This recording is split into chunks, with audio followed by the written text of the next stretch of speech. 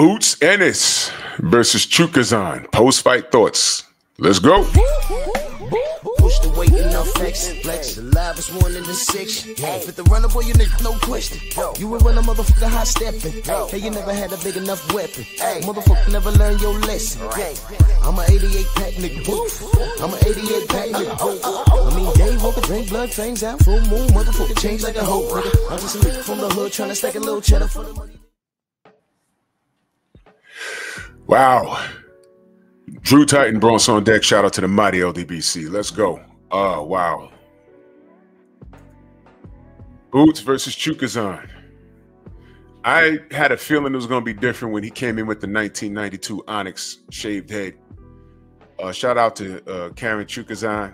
This was not the same guy that we watched Boots fight in the first fight.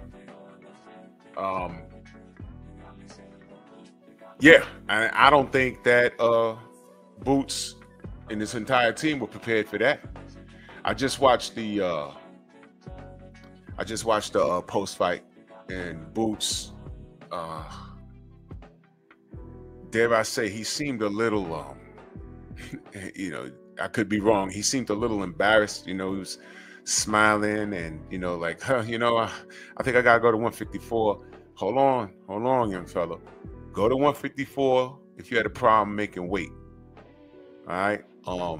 But going 54 just for a major fight, I don't think you need to do that. There's some things you need to fix. First and foremost, you know, we like Boots. We want, you know, I support Boots in what he does, but we got to be honest in our support. And Boots was defensively irresponsible tonight. I give him a C. I give him a C tonight.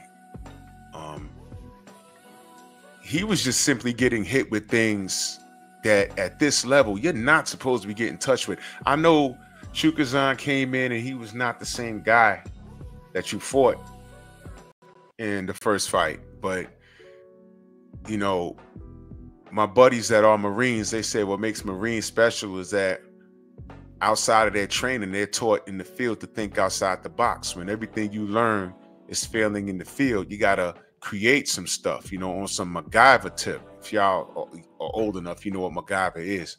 You got to think outside the box. But this was boxing 101, in my opinion. Another thing I didn't really understand, well, let's be honest, I didn't like what Boozy was telling him in the corner. Get in there, get him out of there. I'm like, where was the strategy? And this is what makes me nervous about, you know, what's going on in these corners sometimes. You know, a long time ago, Julio Cesar Chavez was fighting, I want to say it was Meldrick Taylor. And in Spanish, it was translated, all that was translated was, do it for your family. And I was talking to Chavez, do it for your wife, do it for your family. And it got to the point where Meldrick was outthinking him in the ring so much that all he had was his heart and a punch. And eventually, y'all remember what happened. He got dropped. Meldrick got dropped in the last round, and you know Richard still stole the fight from him. But that's another topic. This wasn't that.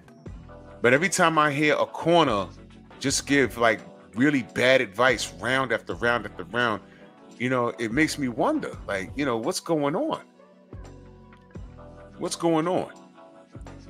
Sidebar: that dude in this picture on the right-hand side with the glasses on. Don't he look like a minion from Despicable Me? But anyway, boxing, please. Boots took way too many punches, man. That left hook that Cameron kept throwing, it landed 80% of the time. And it got to the point where I was saying, you know what? I don't think Cameron could crack like that. He was in hella good shape. And he looked strong in the clinch, but just because you're strong, and me and Stormy was on the phone, you know, he made the point, just because you're strong, it doesn't mean that you can crack like that. But I'm telling you, go to 154. Is it true? I don't recall. Y'all gonna have to remind me in the comment section. Weren't they talking about if Boots goes to 154, he's facing Madrimov? Chill, bro. Hold on a minute. Wait a minute. Are you sure you want to go to 54 and face Errol? Are you sure you want to do that? You know, I don't like that for Boots right now. Now's the time where you have to reevaluate and pretty much reassess what you're doing here. If he can't get that corner advice under control, if he can't get what he's doing in the ring under control, because I don't care what anyone says, I don't think he was in control, because he kept talking to his father and during the clinch, and it was like, whoa, bro.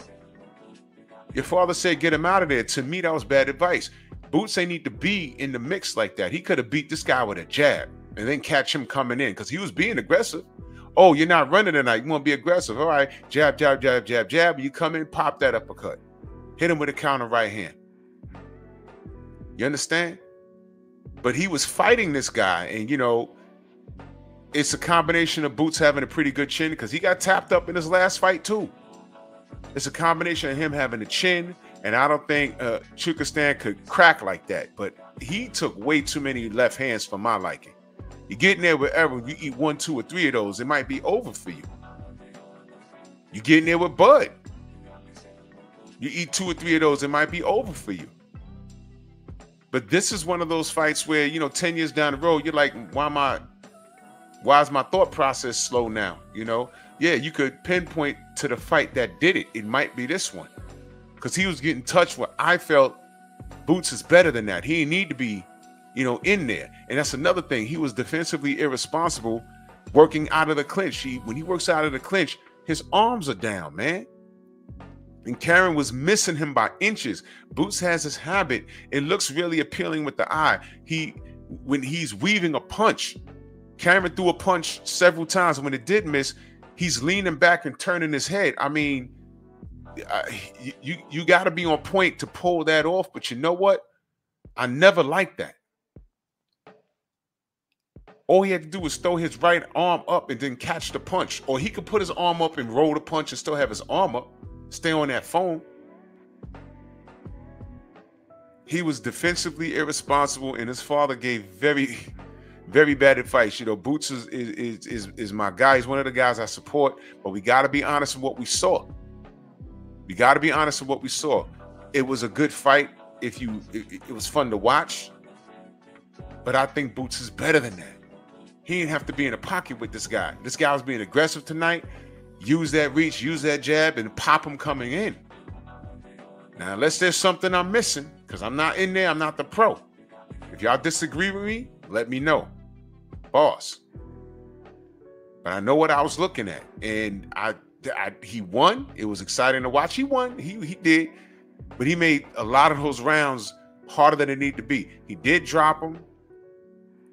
Chukhadzhian took a strategic knee.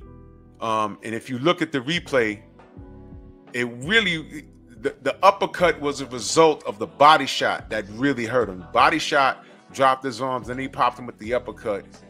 Then he took a step back and said, let me take a strategic knee and get a breather. That's what he did. He hurt him about 3 times during the fight. But I did not like Boots getting hit, especially that left hand. It kept landing. And when you see fights like this, there's top tier guys looking at that. I'm like, yo, I could land that on him. I know if I land that on him, he's going to bed. Do not be surprised if you see like guys jumping up to fight Boots now.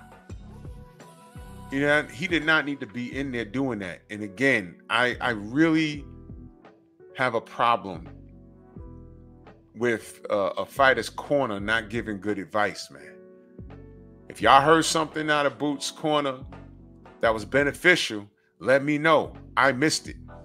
I unmute the TV every time they go to the corner. Every time I unmuted it, I heard the commentator saying he's telling him the same thing. And Boots was listening. All he kept saying was, get him out of there. Okay, tell him what to do to get out of there.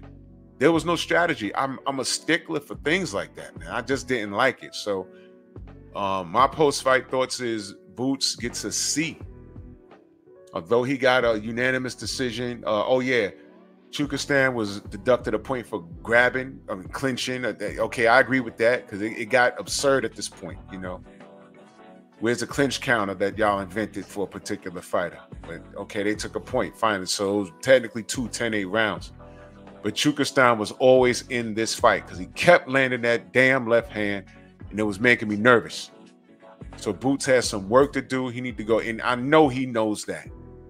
I know he knows that. He looked a little embarrassed during the post-fight. Nothing to be embarrassed about. Get to work. Get to work. You might have to add to your team somebody to work with your dad. You know, you might need that.